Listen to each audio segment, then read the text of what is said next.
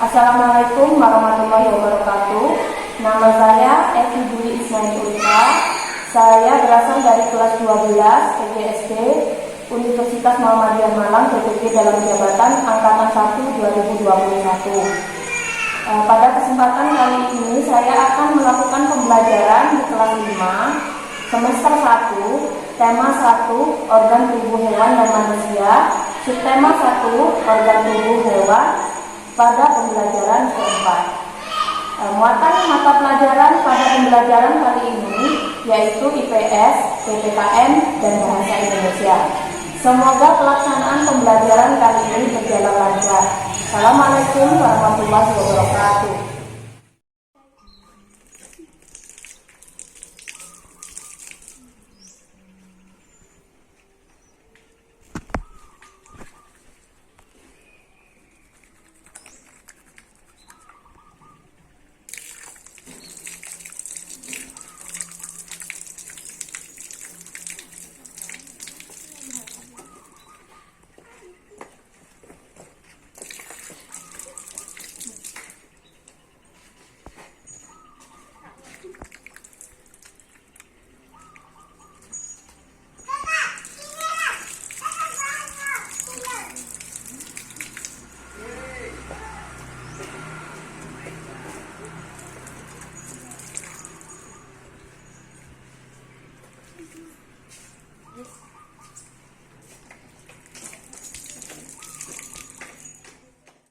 Assalamualaikum warahmatullahi wabarakatuh.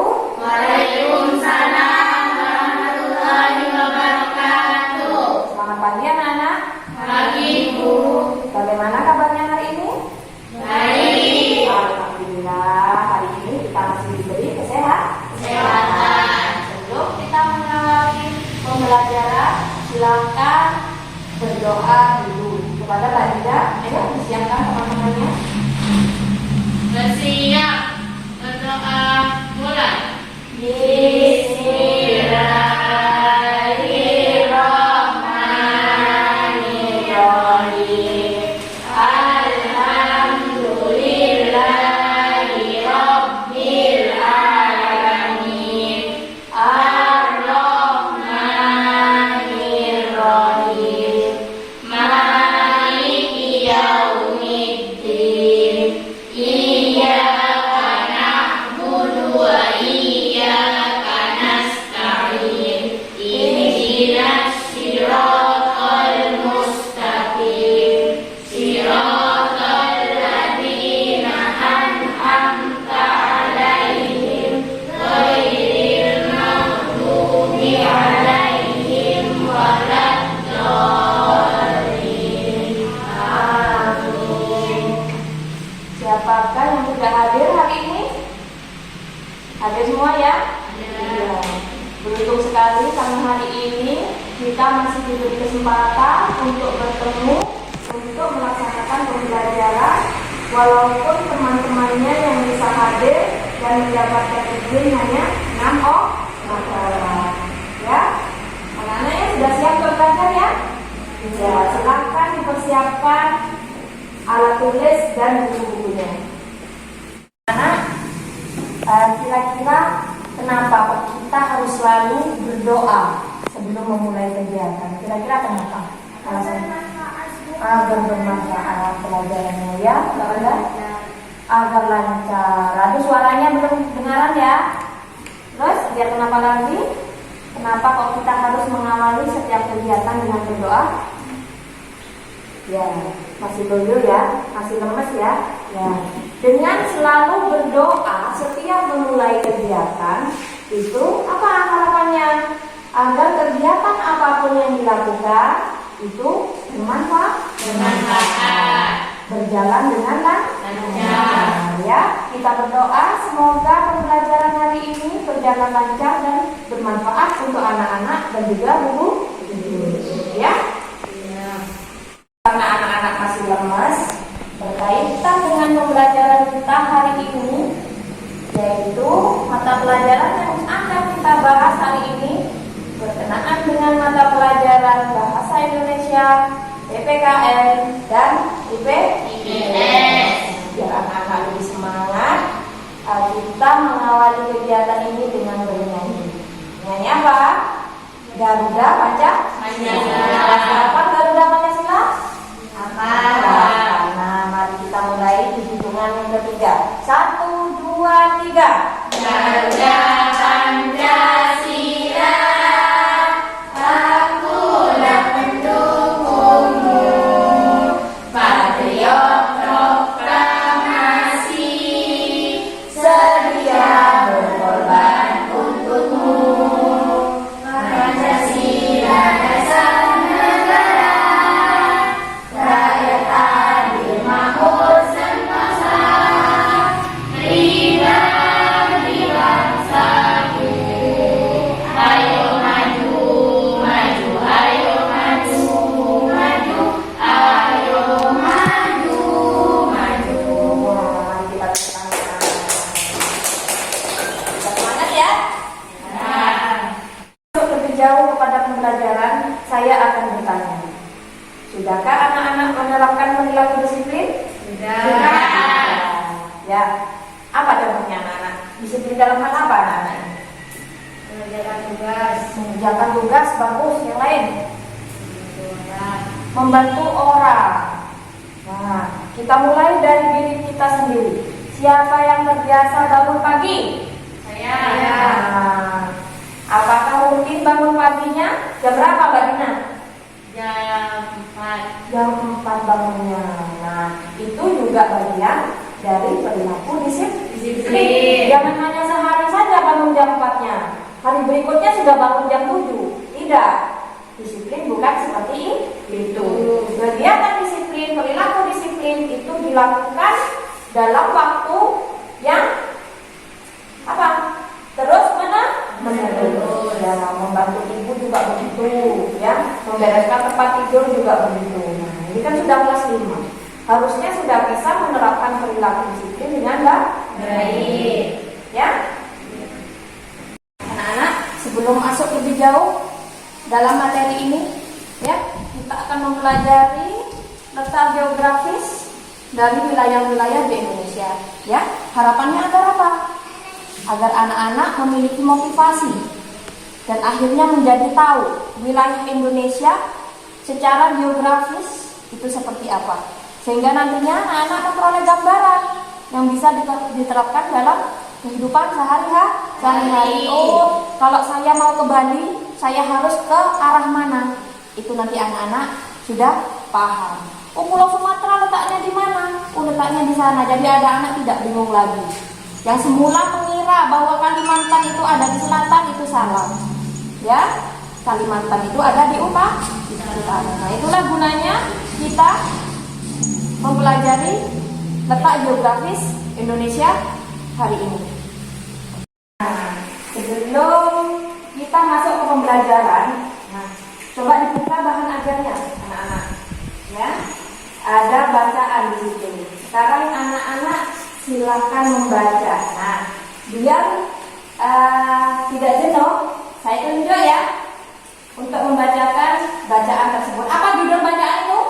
Dengar kandang kelinci. Ya, dengar kandang kelinci. Untuk paragraf pertama, silakan Mbak Dina dibacakan yang keras biar temannya mendengar. Tata letak bangunan, sanitasi, jalan dan pembuangan limbah kandang kelinci Pak Rudi sangat rapi. Dengan demikian, setiap pengunjung yang datang akan merasa nyaman.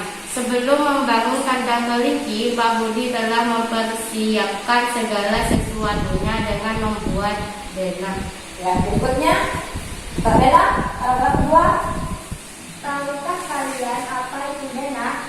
Denah merupakan gambaran tentang tata letak dalam suatu ruangan atau tempat. Gambar yang lebih luas dibandingkan dengan denah adalah peta. Peta merupakan gambaran dengan menggunakan skala tertentu mengenai suatu daerah. Ya. Selanjutnya, paragraf ketiga, Mas Arif. Dalam pembelajaran sebelumnya, kalian sudah mengetahui luas dan letak wilayah negara Indonesia dengan menggunakan peta. Dengan peta, kita juga bisa mengetahui kondisi geografis Indonesia. Ya, itu namanya? Bacaan tentang Denah Kelinci punya siapa? Punya Pak Rudi. Pak Rudi itu memelihara kelinci. Ya, denahnya seperti dicontoh ya. Dicontoh, anak-anak sudah pernah menggambar denah di pembelajaran sebelumnya kan ya? Ya. Karena anak-anak sudah belajar denah di pembelajaran sebelumnya, tadi juga sudah disinggung pas Mbak Abel di paragraf kedua, Mbak Bella yang membaca di paragraf kedua, yaitu mengenai peta. Nah, sudah saya bawakan contoh. Ini namanya apa anak-anak? Peta. Peta apa ini? Peta Indonesia. Bagus, berarti anak-anak sudah bisa membaca peta. Tahu dari mana kalau ini peta Indonesia? Dari judul yang ada di atas, di atasnya, ya. Nah, yang hijau ini adalah keseluruhan wilayah Indonesia, mulai dari Sabang sampai Merauke di Papua, mulai dari ujung barat sampai ujung timur Indonesia. Nah, peletakan peta mau dihadapkan ke utara, ke selatan atau arah mana saja, itu arahnya sama. Arah atas selalu menunjukkan arah utara. Kalau di sebelah sini berarti mana? Barat. Di sebelah sana timur. Dan di sebelah bawah selalu menunjuk arah barat. Nah, ini adalah wilayah Indonesia yang sangat luas, ya. Kalau kita telusuri dari ujung barat sampai ujung timur, itu butuh waktu berminggu-minggu. Itu pun dengan kapal. Kalau dengan pesawat mungkin butuh hanya hitungan jam. Apalagi kalau dengan pakai kendaraan darat itu butuh waktu berminggu-minggu untuk sampai dari Banda Aceh ke Jayapura. Nah, sekarang Guru tanya, kira-kira saat ini kita tinggalnya di mana? Siapa yang bisa memberi contoh di peta? Siapa yang berani? Ayo tunjuk tangan. Saya. Mbak Bella, coba ditunjukkan di mana kita tinggal saat ini. Coba. Di situ. Kenapa kok di situ, Mbak Bella? Karena di sini karena di sini Jawa Timur. Oh, karena di sini Jawa Timur. Bagus. Ya, tepuk tangan untuk Mbak Bella. Jawabannya betul. Nah, betul sekali. Saat ini kita tinggal di sini. Tapi karena wilayahnya luas, jadi Probolinggo tidak terlihat. Yang ada hanya ibu kota provinsi yang dituliskan, yaitu Surabaya. Ya, wilayah Jawa Timur itu sangat luas, termasuk Pulau Madura. Ya, tapi di peta hanya jadi beberapa senti saja. Ya, itu namanya skala. Nanti anak-anak akan mempelajari lebih lanjut tentang tata cara menghitung skala pada peta. Kita perhatikan peta. Nah, kita mulai dari pulau-pulau yang terbesar yang ada di Indonesia. Kira-kira pulau apa saja anak-anak? Siapa yang bisa menyebutkan? Saya Bu. Ya, Mbak Bella? Pulau Bali. Pulau Bali. Coba sekarang tunjukkan yang mana Pulau Bali. Ya, betul, ada namanya Pulau Bali. Ya, bagus. Pulau mana lagi yang termasuk pulau besar? Ya, Mbak Anda? Pulau mana Mbak Anda? Papua. Papua. Ya, coba yang mana Papua? Oh ya, paling timur. Bagus, Mbak Anda. Kemudian pulau mana lagi yang termasuk pulau besar? Ya, Mas Ari, maju. Pulau apa Mas Ari? Sulawesi. Pulau Sulawesi. Coba ditunjukkan yang mana Sulawesi. Oh ya, Pulau Sulawesi. Betul. Berikutnya, pulau mana lagi yang termasuk pulau besar? Ya, Kalimantan. Pulau Kalimantan. Silakan ditunjukkan. Mbak Anis yang mana? Pulau Kalimantan. Ya, betul. Ada namanya ya. Nah, terakhir yang belum disebutkan. Ya, Mbak Dina. Iya, yang mana? Coba ditunjukkan. Nah, ya itu Pulau Sumatera. Ya, bagus anak-anak ya. Sudah pintar membaca peta semua. Karena terlihat jelas di situ ya. Pulau Sumatera, Pulau Kalimantan, ya, Pulau Jawa.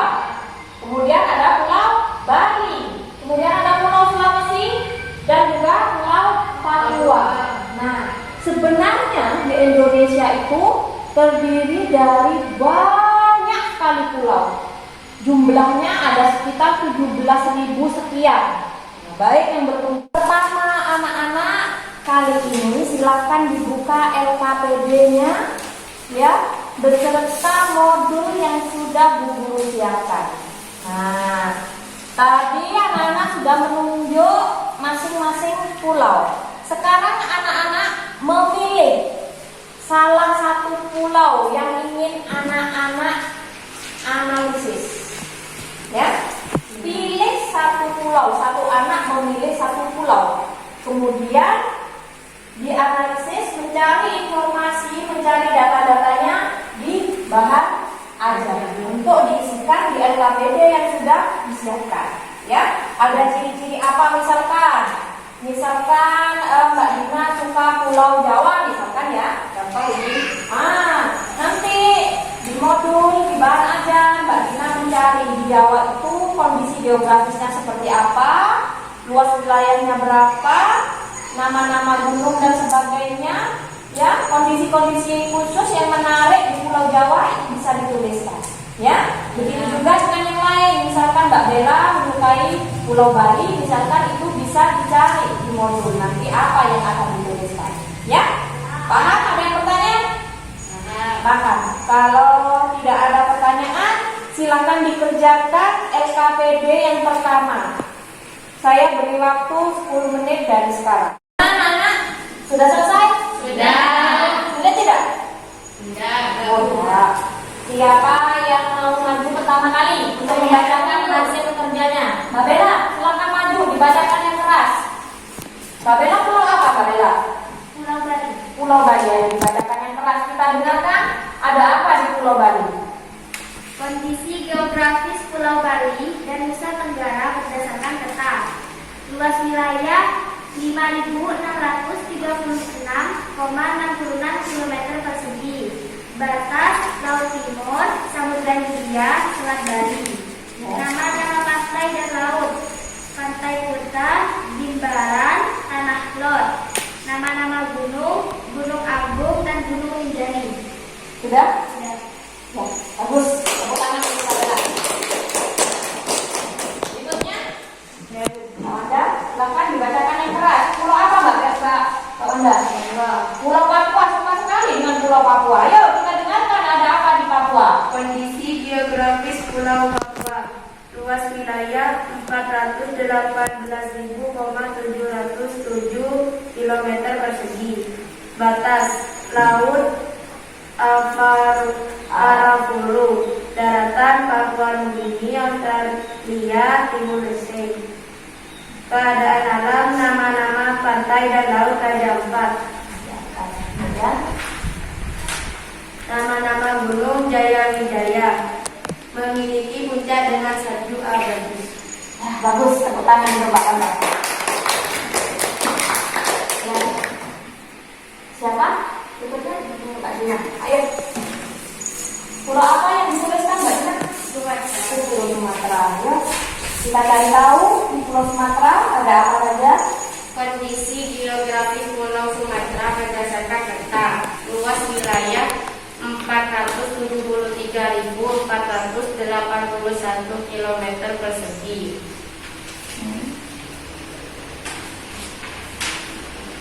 Batas daratan Mentawai, Malaysia, Singapura, Kalimantan, India.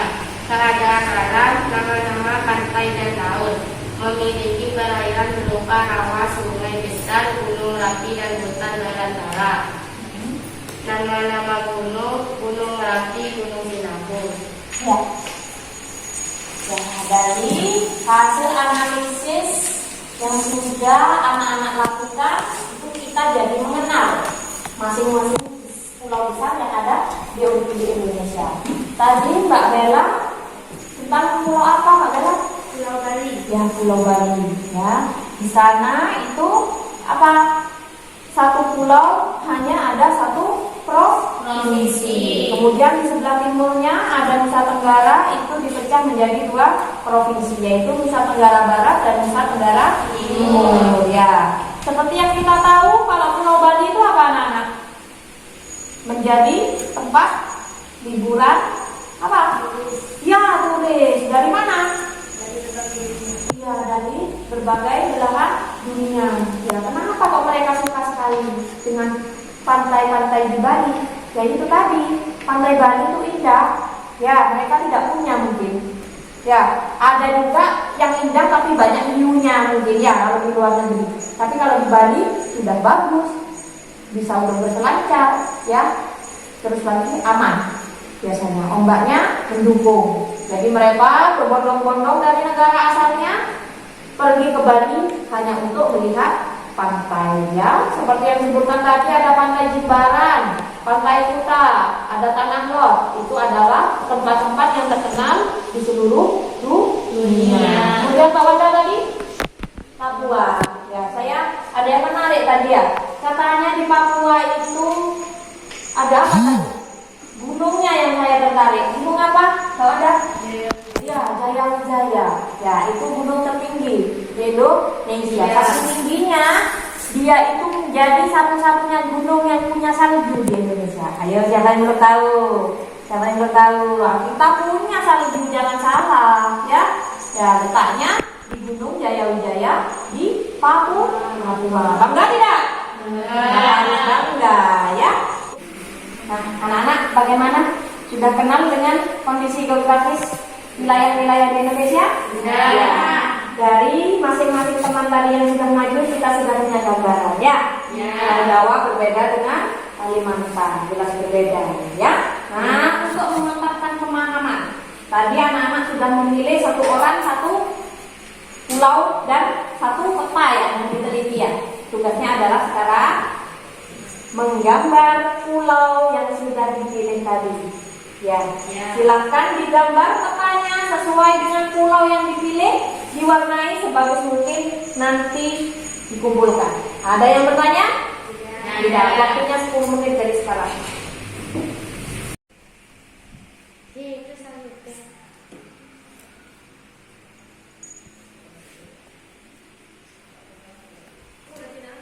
Selesai tidak selesai, silahkan ditunjukkan. Tahu dulu semuanya seperti apa hasil gambarnya. Mana? Ya, sudah ya? Ya. Sebagian sudah selesai, ada sebagian yang tinggal penyelesaian sedikit lagi. Ya, bagus anak-anak. Nah, selanjutnya Bu Guru akan putarkan satu buah video. Ya, video tentang apa? Anak-anak nanti saksikan. Nah, mohon maaf anak-anak ya, saya tidak bisa menayangkan video melalui LCD seperti biasanya, karena sepertinya LCD sekolah kita rusak karena terlalu lama tidak dipakai ya. Selama masa pandemi jarang dipakai, akhirnya rusak ya. Untuk sementara videonya saya putarkan lewat laptop ya, silakan disimak ya. Silakan disimak, diperhatikan isinya tentang apa, silakan dibuat catatan kecil ya. Siap ya? Ya, saya putarkan.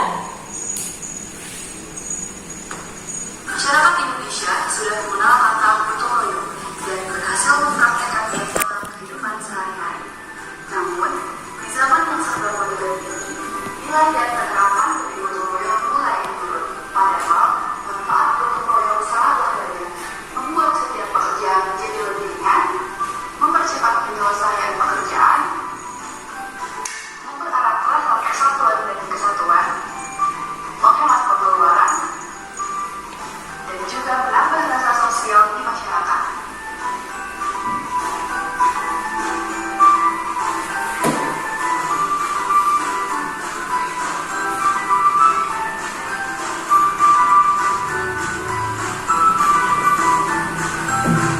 Yuk, junjung tinggi dan tanamkan kembali sifat gotong royong di Indonesia. Indonesia cerdas berkarakter.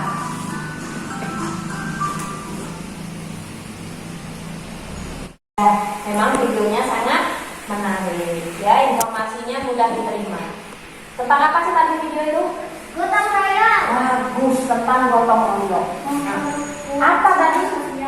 Oh iya, manfaatnya memperkuat sikap sosial. Manfaatnya apa lagi? Menumbuhkan rasa persatuan. Bagus, menumbuhkan rasa persatuan. Bagus. Meringankan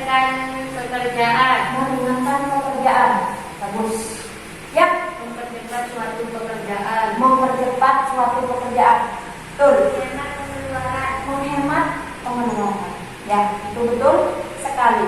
Itu adalah manfaat gotong royong. Pernahkah anak-anak melakukan kegiatan gotong royong? Nah, manfaatnya besar sekali. Nah, tugasnya anak-anak sekarang dibuka LKPD yang kesekian. Tugasnya anak-anak adalah memilah-milah mana yang termasuk penerapan sila ke-1, mana yang termasuk penerapan sila kedua, sila ketiga, sila keempat, dan sila kelima. Ya, anak-anak mencari contoh perilaku dalam kehidupan sehari-hari termasuk penerapan sila keberapa? Ya? Ya, tidak perlu contohkan jauh-jauh lah di sekitar anak-anak baik di rumah maupun di sekolah. Ya? Ya. Saya beri waktu 15 menit. Kerjakan dari sekarang.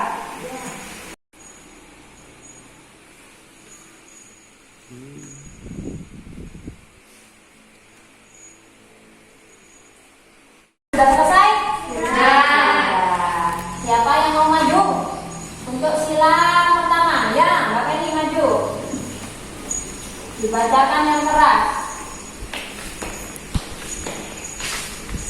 Penerapan nilai Pancasila sila 1. Saya tetap patuh menjaga kebersihan masjid, tidak memusuhi teman beda agama. Bagus. Ya, sholat tepat waktu. Masuk sila pertama. Kemudian membersihkan kebersihan masjid, juga masuk penerapan sila 1. Kemudian apa lagi? Tidak membedakan teman yang beda agama. Bagus, ada nih. Kemudian sila kedua. Ya, ini saya. Dibacakan keras hasilnya. Sila kedua, membantu teman yang kesusahan, bersikap adil terhadap sesama. Ya, betul. Membantu teman yang kesusahan. Kemudian yang kedua, bersikap adil kepada sesama. Bagus. Berikutnya sila ketiga. Yang Salil maju, dibacakan yang keras. Sila ketiga, bekerja bakti hidup rukun. Oh, 2, ya, boleh duduk. Bekerja bakti dan hidup rukun. Ya, bolehlah. Kemudian sila keempat. Ya, aduh, dibacakan yang keras. Penerapan nilai-nilai Pancasila sila keempat, berdiskusi untuk kegiatan lomba. Berdiskusi untuk kegiatan lomba. Boleh? Hanya satu? Iya. Oh, hanya satu. Ya, boleh duduk. Ya. Kaitan dengan sila keempat, selain berdiskusi, itu juga ada misalkan rapat wali murid, ya. Rapat desa. Rapat desa. Ada lagi kalau di dalam kelas biasanya kita melaksanakan apa? Pemilihan ketua kelas. Ya, masuk penerapan sila keempat. Pemilihan kepala desa itu juga masuk penerapan sila keempat. Aduh, mana Anda dapat 1. Ya sudah, yang mau maju untuk sila kelima siapa? Saya Bu. Ya, Mbak Bella maju. Dibacakan yang keras. Penerapan nilai-nilai Pancasila sila kelima, tidak membeda-bedakan teman, tidak imitasi. Ya, bagus. Ya, tidak membeda-bedakan teman, yang jelek, yang cantik, semuanya dijadikan teman. Nah, sekarang ditanya, andai penerapan nilai-nilai Pancasila itu tidak diterapkan dalam kehidupan sehari-hari, apa yang akan terjadi? Ya, Mbak Bella. Hidup tidak tentram. Ya, hidup menjadi tidak tentram. Ya, Mbak ini. Tidak hidup rukun. Ya, hidup menjadi tidak rukun. Ya, apa nih? Permusuhan. Oh, permusuhan, bagus. Siapa lagi? Ya, perselisihan. Mulai? Ya, apa? Oh, ya, bertengkar. Ya, itu adalah akibat jika nilai-nilai Pancasila tidak diterapkan dalam kehidupan sehari-hari. Kira-kira bagus tidak akibatnya? Tidak. Karena akibatnya tidak bagus, maka apa? Kegiatan Bukan kegiatan, penerapan nilai-nilai Pancasila harus kita terapkan dalam kehidupan sehari-hari. Kalau tidak, seperti yang terjadi tadi, dengan tetangganya bermusuhan, bertengkar, perpecahan, tidak nyapa kalau ketemu. Tidak boleh ya? Iya. Dari pembahasan yang sudah kita lakukan tadi, tugasnya anak-anak sekarang adalah membuat laporan singkat. Silakan dibuka LKPD-nya. Ya, membuat laporan. Anak-anak mengamati ya tentang penerapan sila-sila Pancasila tadi yang diterapkan dalam kehidupan sehari-hari. Anak-anak buat laporan singkatnya. Anak-anak tuliskan di format yang sudah Bu Guru sediakan di LKPD. Ya, waktunya 10 menit dari sekarang. Silakan dikerjakan. Nah, sebelum bekerja, adakah yang bertanya dulu? Tidak. Ya, kalau tidak ada silakan dikerjakan.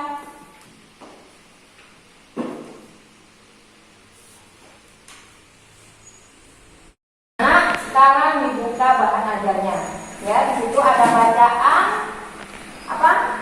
Judulnya? Gotong royong modal dasar pembangunan. Mari kita baca bersama-sama. Yang lain menyimak. Untuk paragraf pertama yang membaca siapa? Saya Bu. Ya, Mbak Bella yang dibaca paragraf pertama, yang lain menyimak. Gotong royong merupakan modal dasar bagi terciptanya suasana kemasyarakatan yang harmonis. Mengapa demikian? Karena dengan bergotong royong, masyarakat akan sering melakukan silaturahmi dan kerjasama, sehingga terjadilah solidaritas. Seiring dengan munculnya rasa solidaritas inilah, akan muncul juga rasa empati dan simpati di antara masyarakat yang akan mempererat dan memperkuat hubungan masyarakat. Sudah? Sudah. Paragraf kedua? Ya. Ayo, yang keras. Perbedaan dalam prinsip gotong royong. Gotong royong adalah kerja bersama-sama, menguras keringat secara bersama-sama, dan perjuangan saling bantu membantu secara bersama-sama pula, tanpa mempedulikan agama, suku ataupun golongan. Ya. Paragraf ketiga, siapa yang mau? Ya.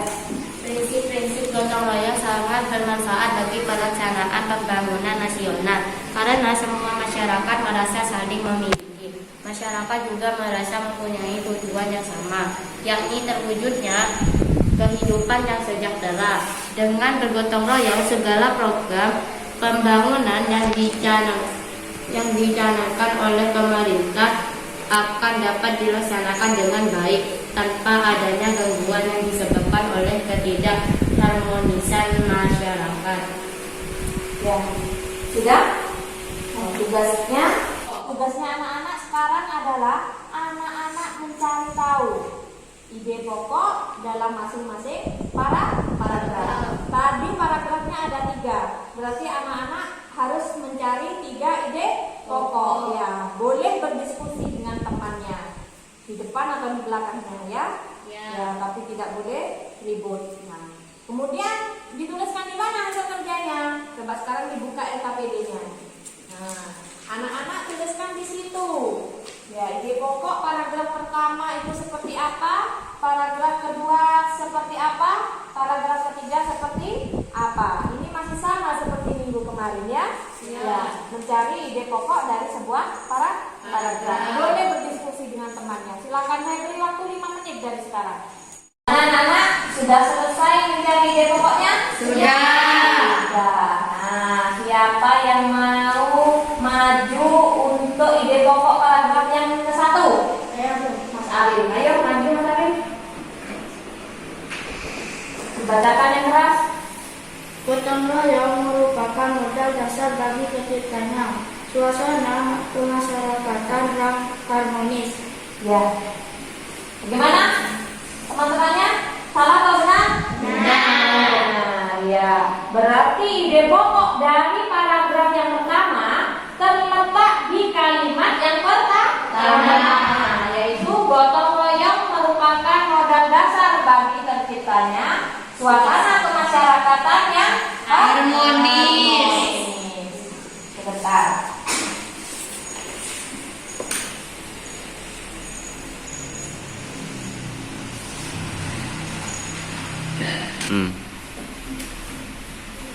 Nah,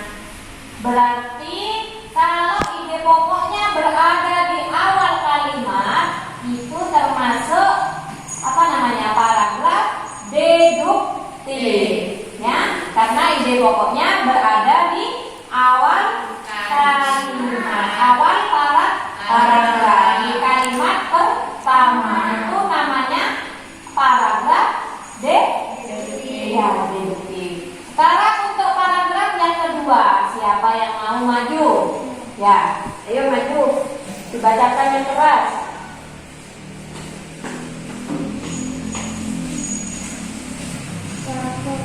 Tidak ada perbedaan dalam dimensi gotong royong.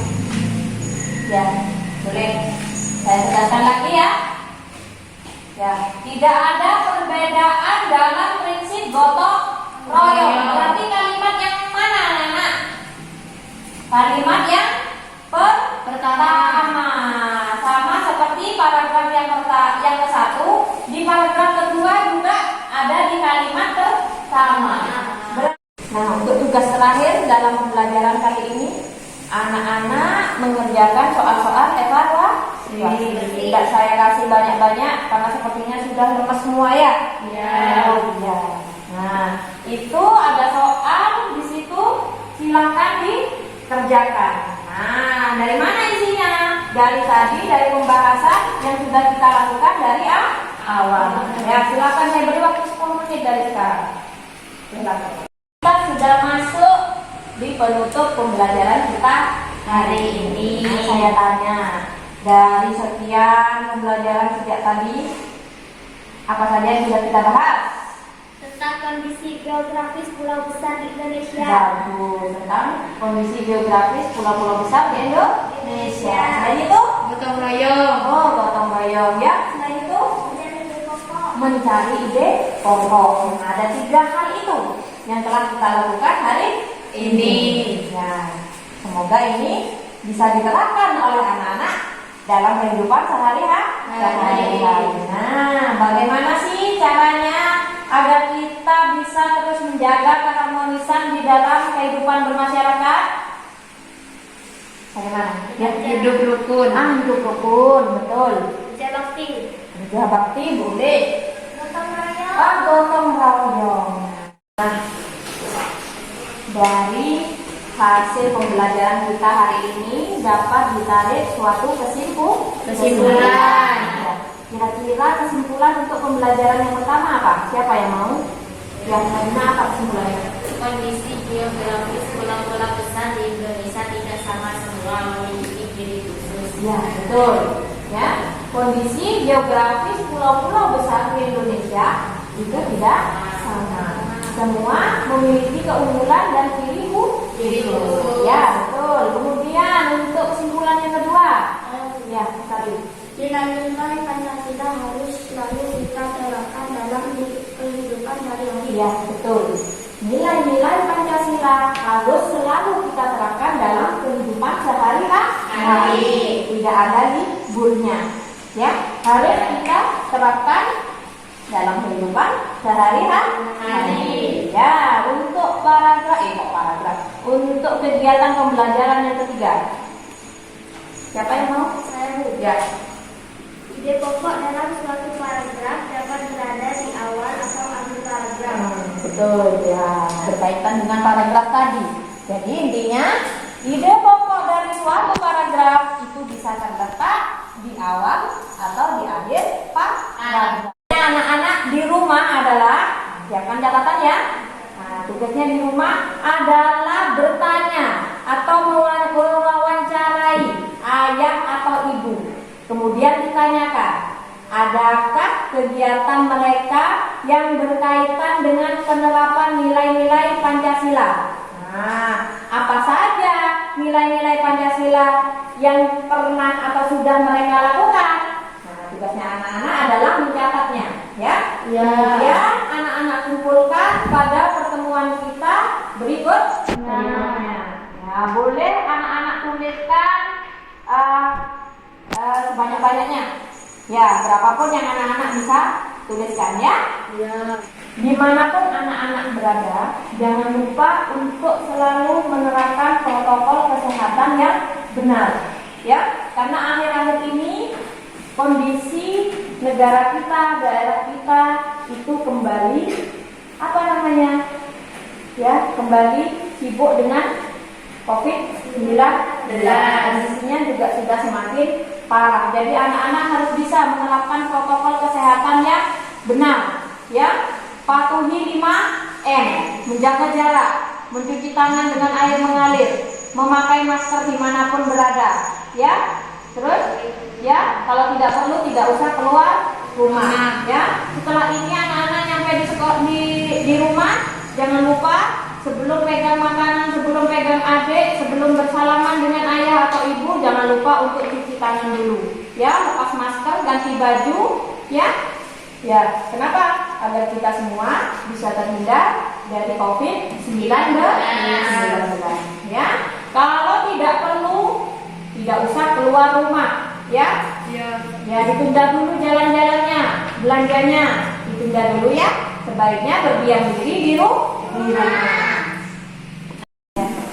Anak-anak, kegiatan pembelajaran hari ini sudah selesai. Saya ucapkan terima kasih, ya. Semoga kegiatan pembelajaran hari ini membawa manfaat untuk anak-anak juga untuk guru, ya. Silakan Mbak Dina dipimpin berdoa kawan-kawannya. Siap, bersyukur pulang. Bismillahirrahmanirrahim. Alhamdulillahirabbil alamin. Amin. Ya, sampai bertemu di pertemuan berikutnya. Jangan lupa jaga kesehatan, makan makanan yang bergizi ya. Ya, sampai ketemu. Saya akhiri. Wassalamualaikum warahmatullahi wabarakatuh. Waalaikumsalam